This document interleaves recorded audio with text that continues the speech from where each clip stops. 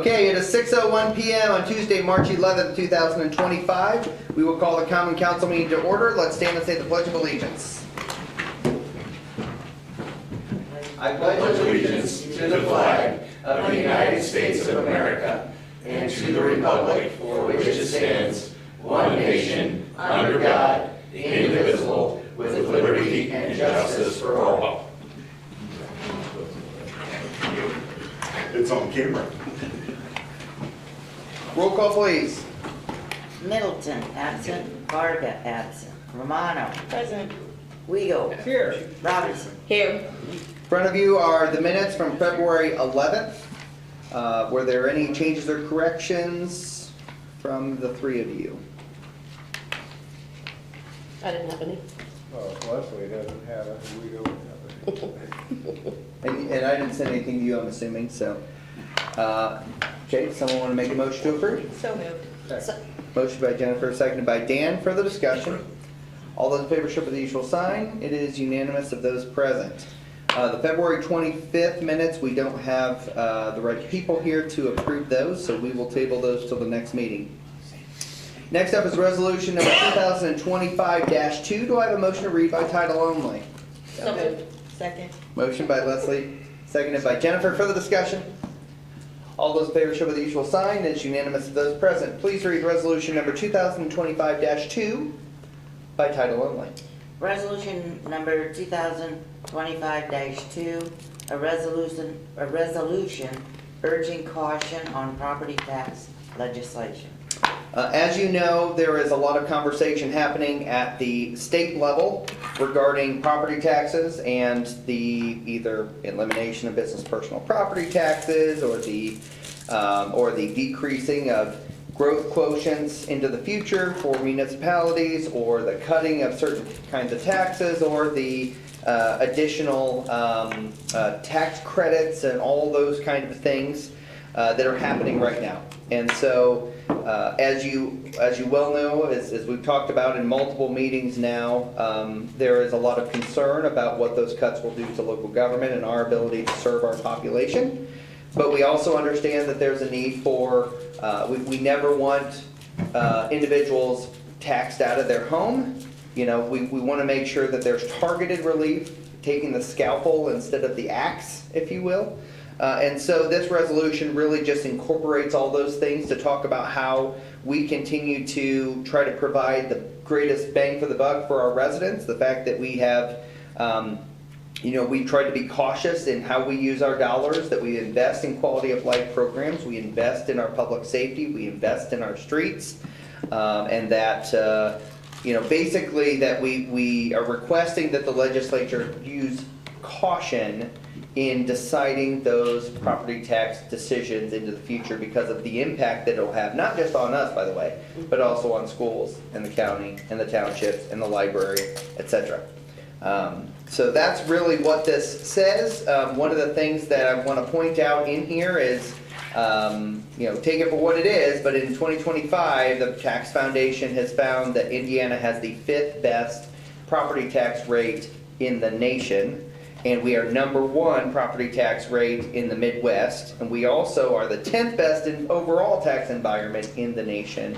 And the 3rd best state for business competitiveness in the nation. So while, as that last statement says, while we encourage targeted relief to ensure that people aren't taxed out of their home and that those appropriate individuals get the tax relief they want, we make sure we be surgical about it and not take a broad brush that may end up having a lot of unintended consequences. So that's what that resolution is. And I open up to any questions that you all may have on that or thoughts. Okay. Hearing none, can I have a motion to approve resolution number 2025-2? Second. Motion by Dan, seconded by Leslie. Further discussion? All those in favor show by the usual sign. It is unanimous of those present. Thank you for your support on that. Department head reports. Terry? The test kitchen is done as far as the IT department is concerned. It's up and running. We began work on Eagle Park concession server room for the Eagle Park, for all of Eagle Park. So what we're in the process of getting the servers and stuff put in there. We took a tour of the new city jail and got a lot of work done, need to be doing in there, but I think it's pretty manageable. I think as far as my department's concerned, we should be able to handle that too, without too much trouble. Questions of Terry? Thank you. Chip? Eagle Park is coming along, the skate park. Hunger is doing a good job. They've hit some utilities, but I personally like to thank Mike Choda and the water department for getting, we needed water there, and they were prompt and quick to get water service to us. And I also like to thank the electric department because they threw up a temporary service for us in a time of need. Tree cuttings are coming very good, quickly good. We had a little issue yesterday, and but I'd like to thank Kelly and Sean for that. Blue River Trail is moving along very good too. So, Questions of Chip? Chip, just want to confirm that the Okie tree is fine. right? yes, Okay. yes, it was weird. It was just a red line on it, like somebody just kind of was messing around. So, yep, I painted over it. So. All right, thank you. That one's coming down tomorrow. Just kidding. The county historian would like to have a word. Yeah. Kelly? Yeah, as Chip mentioned, we have a couple guys helping Sean's guys get these trees down. I think they're talking like maybe this week could be the end of it, possibly, or bleed into next week. They've been doing a good job working together and getting that done. Other than that, we're just doing street and alley maintenance, and we're gonna try to get into the alleys and start grading some of these holes out tomorrow, since we got some dry weather here. And one of our guys and Mike's guys have been working on CDL training this week over at our shop, using one of our 2-ton trucks, and there's a trainer that's in working with these two guys, so hopefully by the end of the week they can be ready to take the driving test. And I'm just waiting to hear from the company in Ohio that's going to be doing our leaf grinding at the back of Morris's Park. They should be in here in the next couple of weeks, hopefully. So, Questions of Kelly? Kelly, one last thing I thought about is it sounds like we may get some pretty good wind coming out here Friday, Saturday and stuff, so I'm sure your crews will be all ready to go, but so make sure that's on your radar. I'm sure it is. Yep. Thank you, and that also applies to Sean as well, I'm assuming, so, Sean? I heard nothing. No, I'm sure you heard nothing. Nothing's gonna happen. When you plug your ears, you really do hear nothing. So we've been working on, obviously, changing out the poles that failed inspection, so we're getting 3 or 4 done a week, which is awesome. Guys are doing a great job on that. We were down at, over at Eagle Park, we did some splicing on the fiber. Obviously, we got my guy, Brad Wygen, got all and his cohort. I think Jason Brandy was with him, got the kitchen, what are we, sure, kitchen? all Test that. It's back to test kitchen. Yeah. All of that's hooked up, so great job by them. Obviously, we're still cutting trees. If it's got a mark on it, we're taking it down. Just so you know. So- We had to clarify, There's a story behind that. I messed up. There was a miscommunication. We had a and situation, cut down, but everything is okay. Cut down, and so we are working with the homeowner to make it right. Okay. That's what you need to know about. Not- And just a side note, obviously, in years past, the same has been true. We go through and remove all the trees, then we go through later and grind all the stumps all at once, and then we go through and seed and straw all at once as well. So if their tree has been removed, it's on a list to be ground out and seed and straw and everything at a later date. So we'll be working on that throughout the spring. Question of Sean? Thank you. Mike? Last Thursday, we had a meeting with the EPA and GLOW, which is Get the Lead Out team.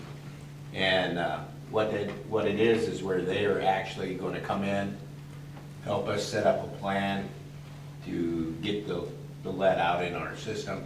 Also help us with getting financing and all that, and it's all being done for us for free.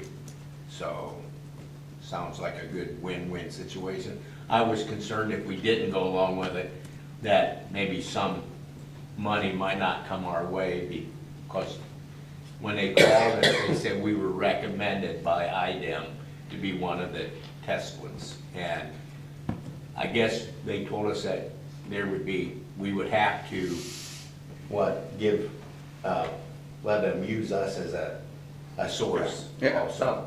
Again, I thought you were gonna say guinea pig. Well, no, but before they left, they got pictures of us for their stuff Okay, and that, and said that we would have to, yeah, be used as, like a guinea As a pig. guinea pig, okay. But they, yeah. Yeah, Okay, where good. Tom can see it. Question to Mike. Thank you. Mike? During the Board of Works meeting earlier, they approved cleaning and also lining projects for the digester. I submitted the signed quote earlier this week for the covers, so just waiting back on a timeline on that. CSO operational plan from the audit that we had earlier, or last year, at the end of last year. I've got the second draft on that. I'll be reviewing that and sending that in, or that has to be in by the end of the month. Force main project, Main and Jefferson, we'll have startup and training, get to go on that, and then restoration if the weather holds out. My guys were at Main Street today, changing out check valves, putting new ones in, and had another crew on the Steel Dynamics Force main, starting the cleaning process of that.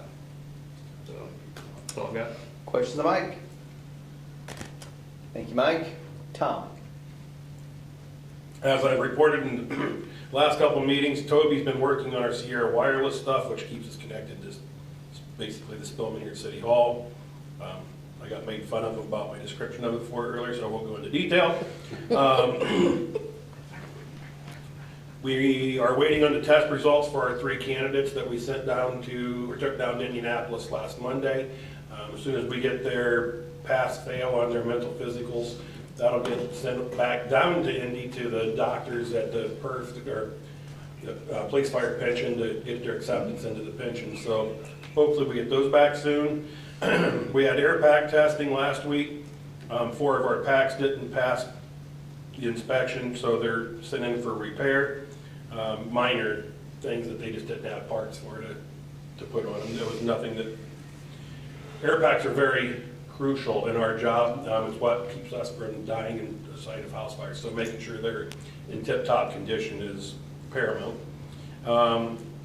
In our annual inspection for our air packs, the guys got to looking, and this September is the deadline for our hydro testing. So we started sending bottles in for hydro testing to get those up to snuff. It's a 5-year on our small packs that we wear on our backs. Those have to be tested every 5 years to make sure that they won't explode. We've got 4 guys right now taking CFI, which is a Certified Fire Investigator. It's a very difficult class and very time consuming. I appreciate those guys taking it, because state law says that the fire chief has to determine cause and origin on every fire we go on. If I don't have anybody trained to do those investigations, then we have to wait for the state to get there every time. So right now, Sturgeon is our only fire investigator we have, and getting some more guys into that field is really important to me. That's pretty much it. Questions to Tom? Thank you. Marcia? Nothing? Rosie? Nothing? A couple of things, the report from Chief Parrott. They have 8 applications, or 8 applicants going to the informal interview process in their just consistent, ever-going application interview processes at the police department. They also had several multi-agency trainings over the past couple weeks. He wanted to just congratulate our dispatch for doing a good job with the statewide tornado drill today. There was also some call works upgrades and working with SOS to get things done and things like that. So not a ton, but enough that there's a little bit going on there. And I just lost my folder, so give me 2 seconds here. There we go. And for Matt Hayden, electrical panel is done and installed, I believe, at the police training building. The doors are at the barn getting painted before they're installed at the police training building. The Mason is laying block for the dugouts, and Morsh's Builders Mart is donating the material for the roof construction, so we appreciate that. Tennis nets will be going up, I believe, this week for the middle school to start practicing with tennis, and they are starting to get other nets up and out onto the courts next week. He did want to remind the public that because, while yes, it's beautiful this week, we also know that winter likes to come back. This is our second of 3 false springs, so we wanted to remind the public that because weather gets warm and cold and warm and cold during this time, that they don't open bathrooms typically until mid-April because they don't want to pop a line. So, but they are getting stuff out for spring and for baseball, softball, mulch for playgrounds, master gardeners, etc. So that's kind of what they've been up to. As I maybe mentioned, I am going to be going to the State House tomorrow to testify in the Ways and Means Committee on Senate Bill 1, but they're talking about basically getting rid of all the language in Senate Bill 1 and putting in House Bill 1407, which is basically the House's plan for property tax relief, which is very different than the Senate's. And so there's some caveats to that. There's a local option income tax replacement in there, but there's a whole lot of philosophical things on there of whether we should go and tax people to offset property tax losses when sometimes that property tax relief won't hit the same people that are paying the income tax. So it's kind of there's a bunch of issues with it. Not to mention they also want to get rid of some of the business personal property taxes, which for our community isn't as much of a hit, but for places like Auburn and other more industrialized communities, it's a really, really big hit to their tax base. So things like that, I'll talk about some of those things with them. Have multiple other meetings scheduled for this week, and then wheel tax is not involved in that. That is in a different piece of legislation. So a couple of things did happen with the transportation funding bill. There is still the mandate, I think for maybe 27, 28, that if you want to be eligible for community crossings, you have to have a wheel tax instituted locally. But the nice thing they've at least done is decoupled it, meaning that previously, if the county had a wheel tax, that didn't count toward the city. So then the city would also have to do a wheel tax, so our residents would be double taxed. They've now decoupled that to say if you want to be eligible for community crossings, the city can pass their own wheel tax, and they are also not having to pay the county's wheel tax. Does that make sense? So they've decoupled it. So at least that's a positive step where we're not having double taxation of our residents. Theoretically, if we go through a wheel tax and the county already has a wheel tax, there really shouldn't be that much of a difference between their bill, right? It's just a different source of where it's potentially going to.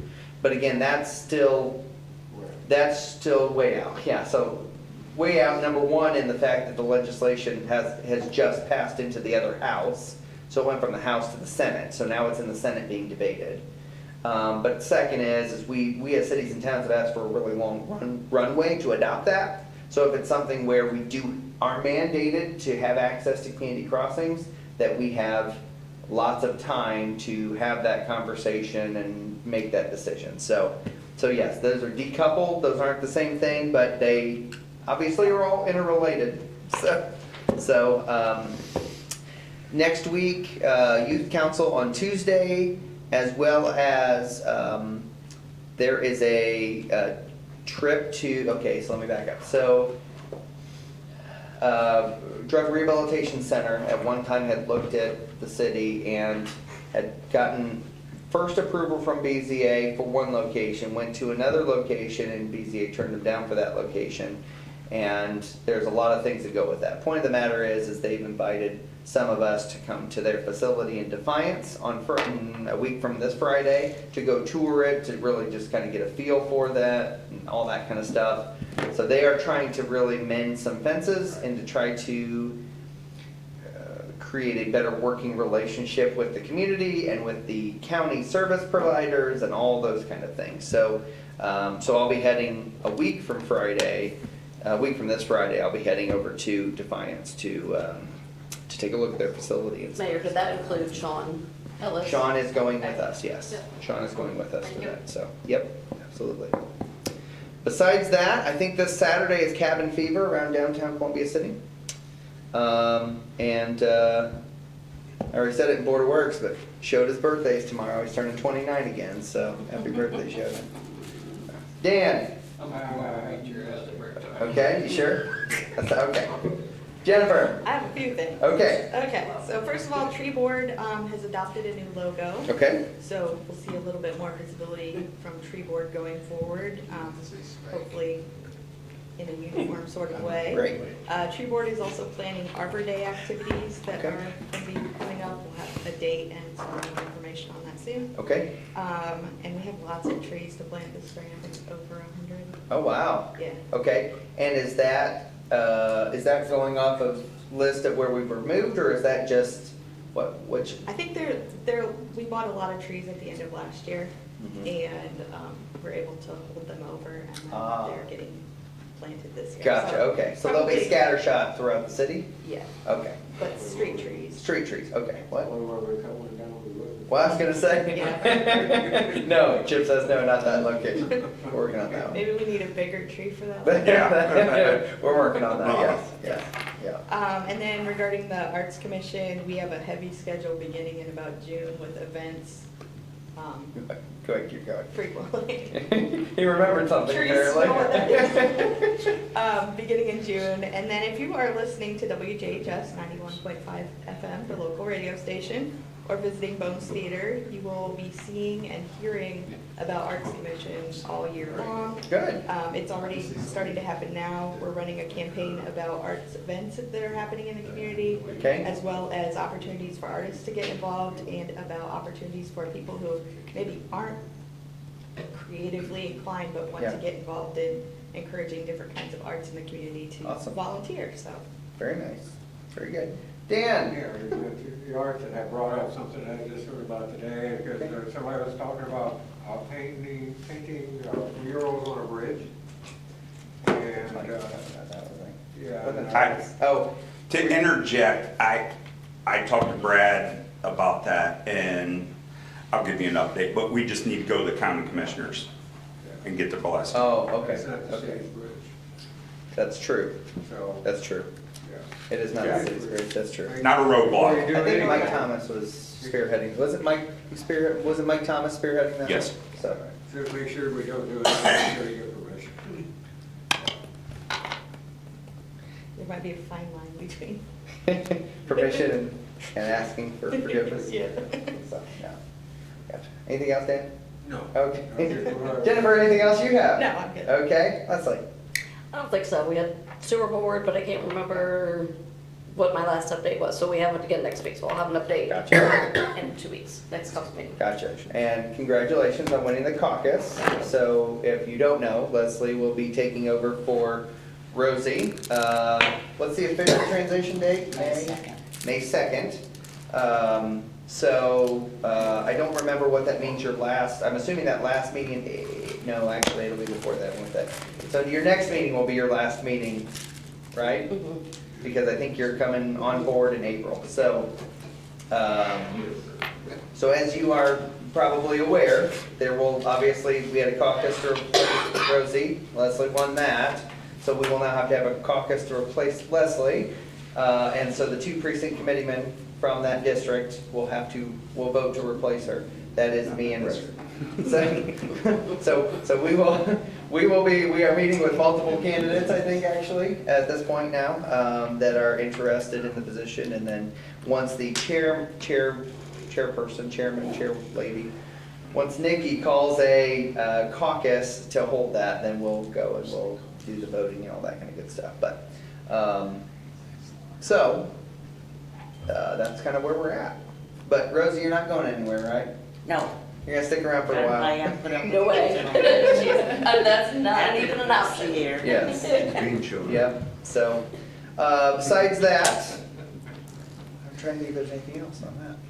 Audience, any public comments? Well, congratulations. Thank you. I hadn't known about that.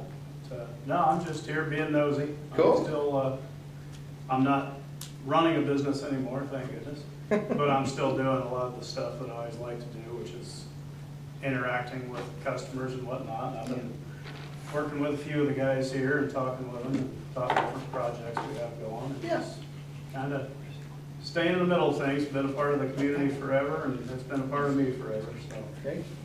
Appreciate you being here. Good to see people that I don't get to see that often. Likewise, so. Well, with that, if there's nothing else, we'll call the meeting adjourned. Thank you. Dan still holds the record. Mark, thank you.